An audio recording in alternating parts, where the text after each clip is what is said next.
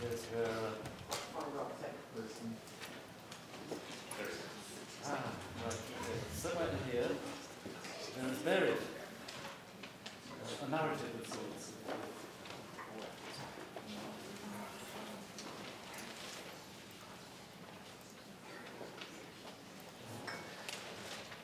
It's easy when you know how to do these things.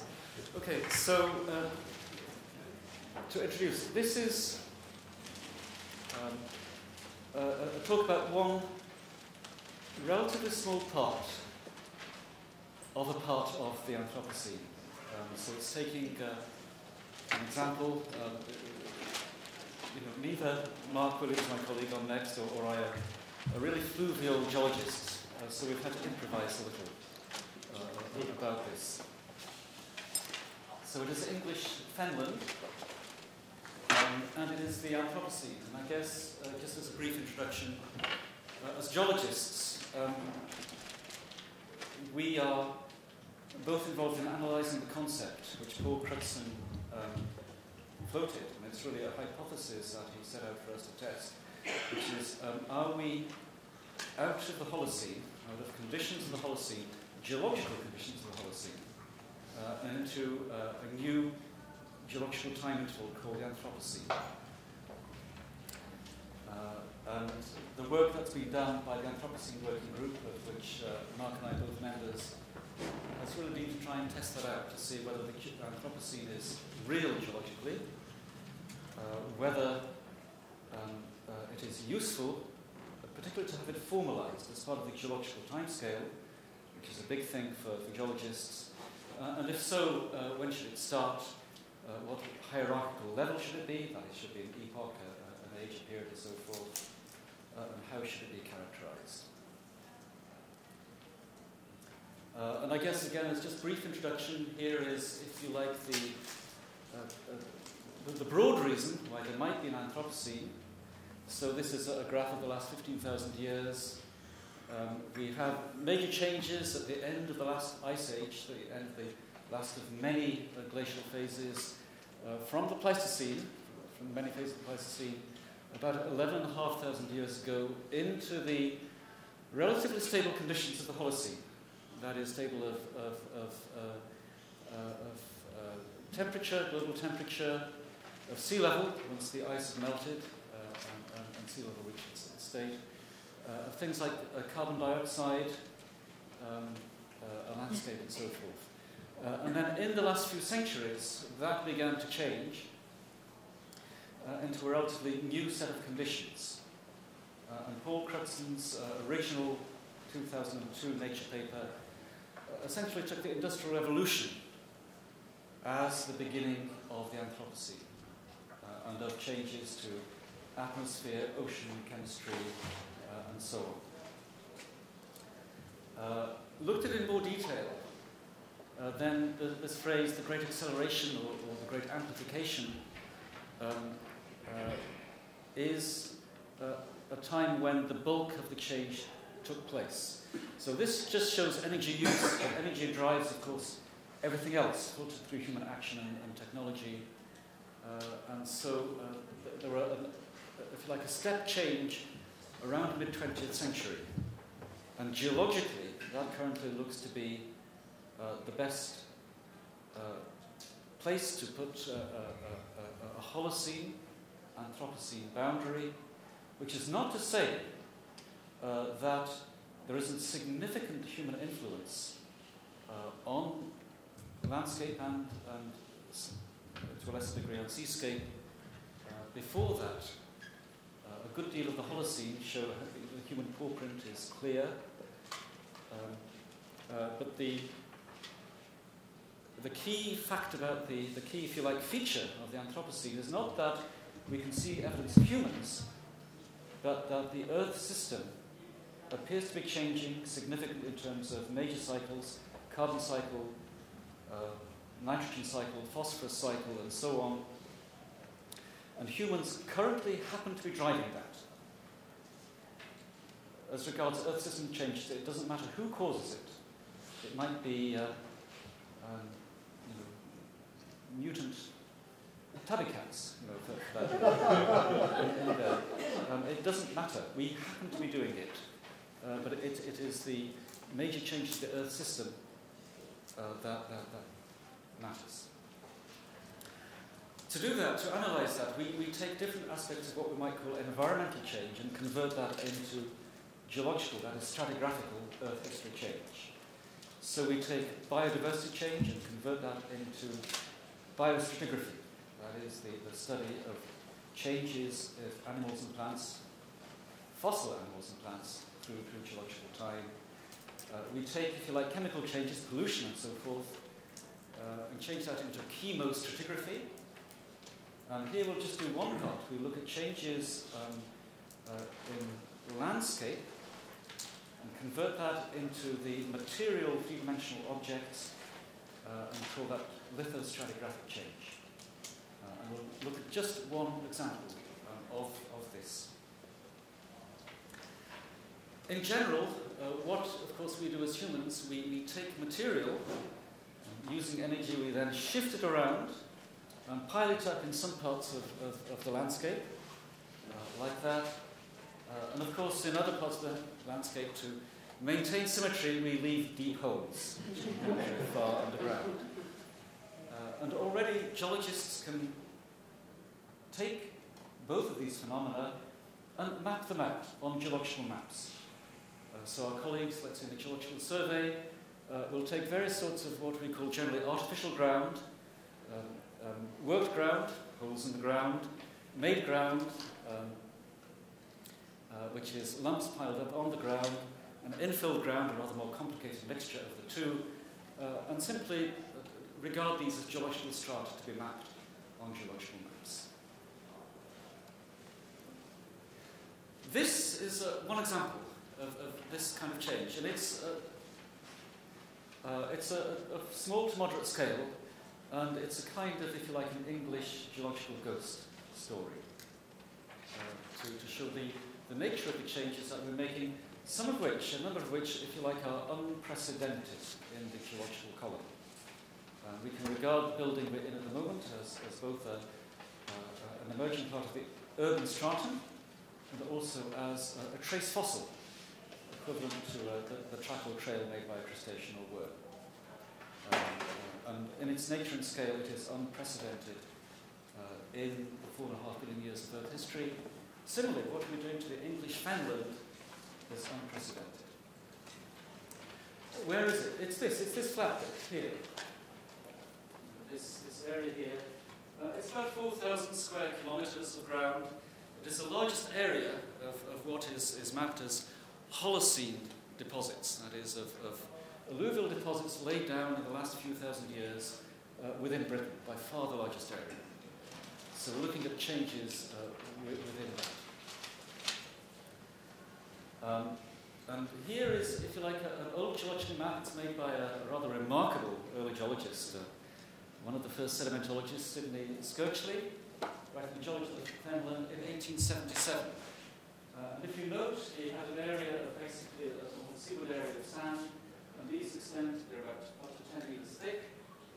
And he had an area of peat, he mapped as peat here, with levels of clay which extend down up to 5, 6, 7, 8 meters in here. So it's a wedge of Holocene deposits which extend out to there.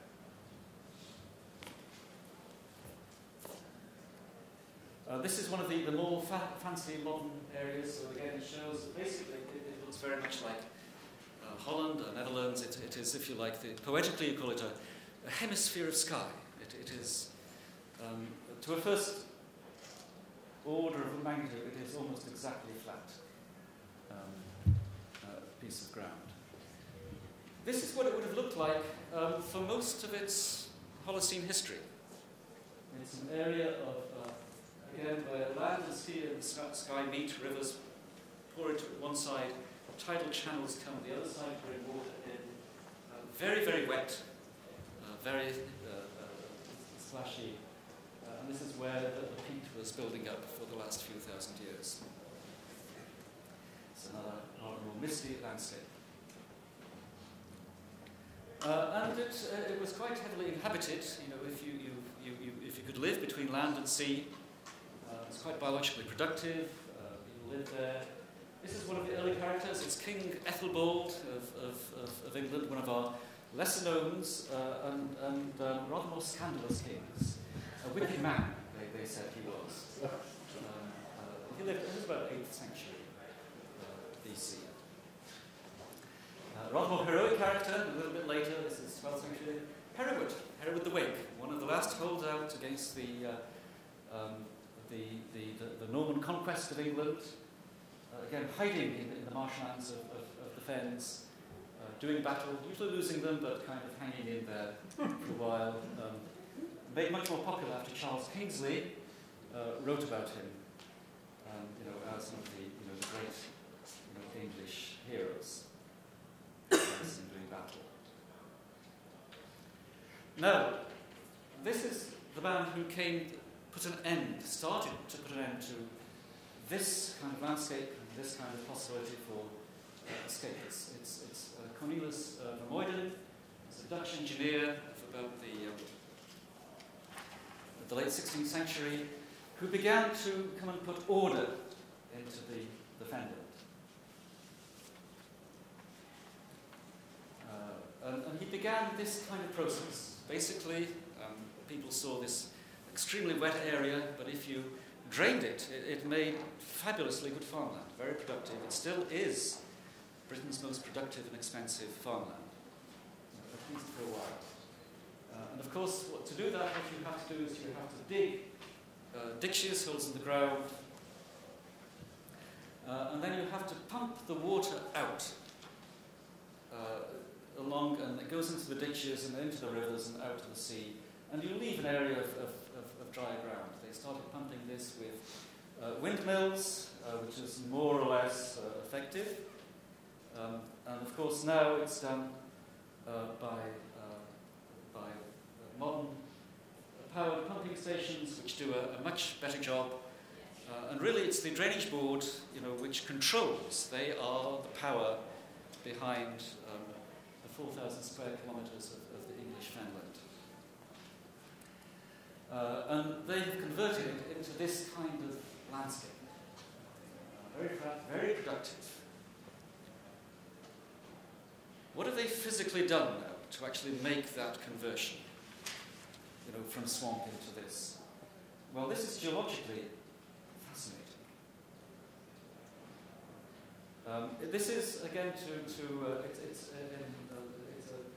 a smaller and more homely version of James's rivers, which are perched up high above the landscape. There is a landscape behind. You can see the house on there.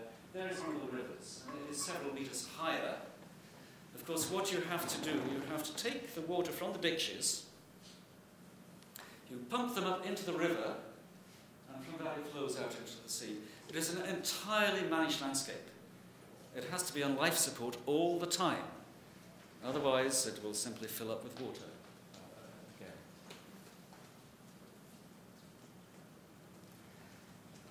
Now, that has had a consequence, and that has created the first of our ghosts of the story.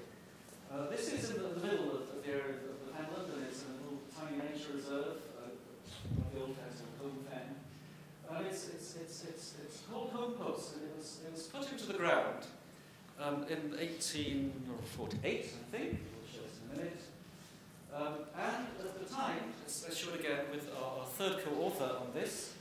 This is Dinah Smith, who did a PhD project on Fenland, supervised by myself. A very, very fine job. The world's best networker. If you need somebody to network for any bit of science, Dinah is your person for that. So she got to know all the local farmers and archaeologists and engineers and such like. She's standing there by Home Post. Home Post was hammered with the spike in the top of the ground in 1848. And since then, the ground has gone down by that amount. And it's gone down quickly. There are two levels. There's 1870 level, there's 1875 level. It was shrinking like nobody's business. Why was it shrinking?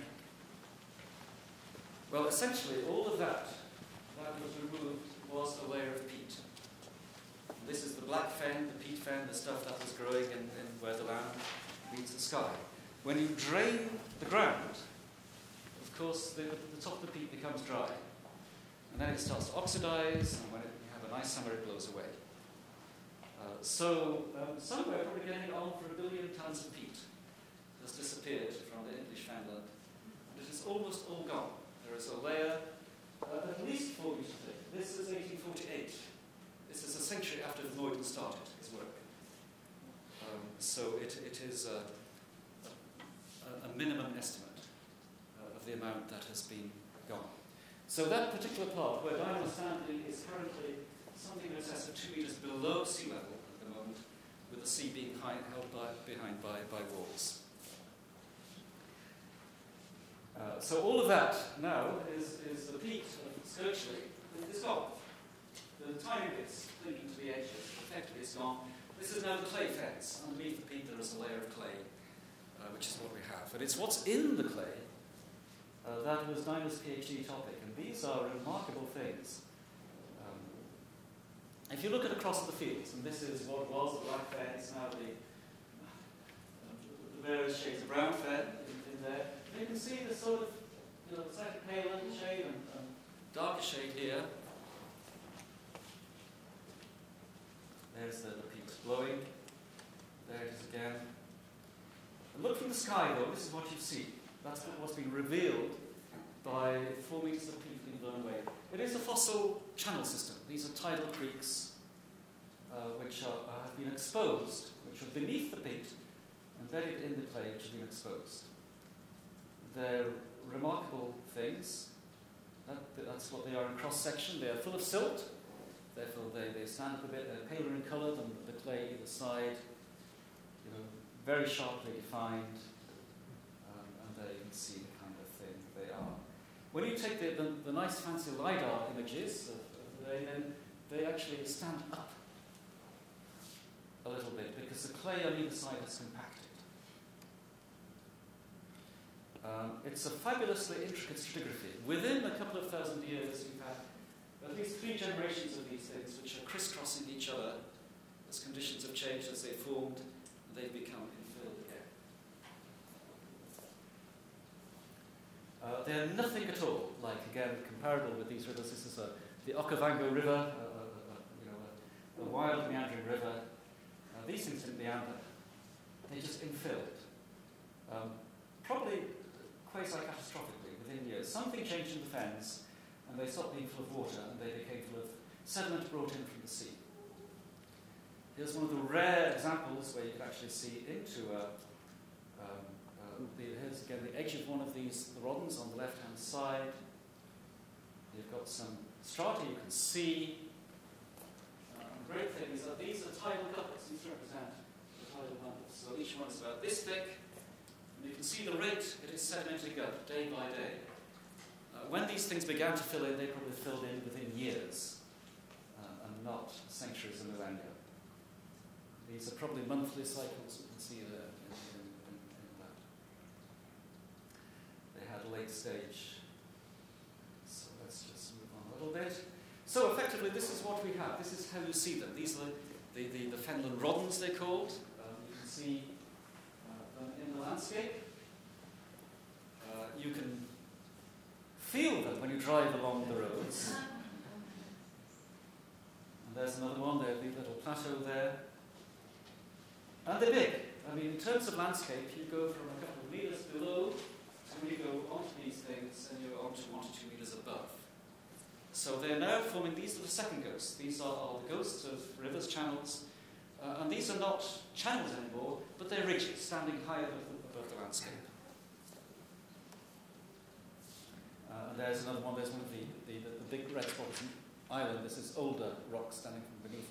But again, you can see they're three-dimensional geological and topographic structures. And of course, what we if we look through time, we have the rising carbon dioxide, the rising temperature, the melting ice, and at some stage, of course, the Fenland will be flooded. Now, the interesting thing is in the big picture, 10 metre. That's not geologically big, but to us that would be big. It is the small-scale stuff. This is a wonderful fire tree. Right? So it has taken landscape and done it in a more graduated fashion. At the moment, much of Fenland is below sea level, and the high bits are the rodents, the channels standing up. And you can see that in some of it's very pixelated, you can see some of the channel shapes. What's going to happen, let's say end of century, sea level up to 1 metre higher. End of century, and maybe give it another 50 years. That is the kind of trajectory on. And of course what we'll have is an undated fence, but the walkways between, within that, will be the old channels. So the channels will be the spaces in between, the inevitable new inland lagoon of the fens. And they may persist through a couple of metres of sea level rise. And again, the interesting thing with the sea level rise, of course, is that a lot of because the Holocene is with us everywhere around the coasts, a little bit of sea level rise does a lot of landscape change. And after that, things stay much the same. So we've got through 2 metres, 3 metres, 4 metres, 5 metres, but we've lost the channels now, they're underneath. 5 metres. So we're covering the old Holocene deposits there. 9 metres, still much the same. Even 20 metres, it's begun to lap out at the top. And even now, all the ice in 60 metres, and it's no water world, and we're still preserving the landscape.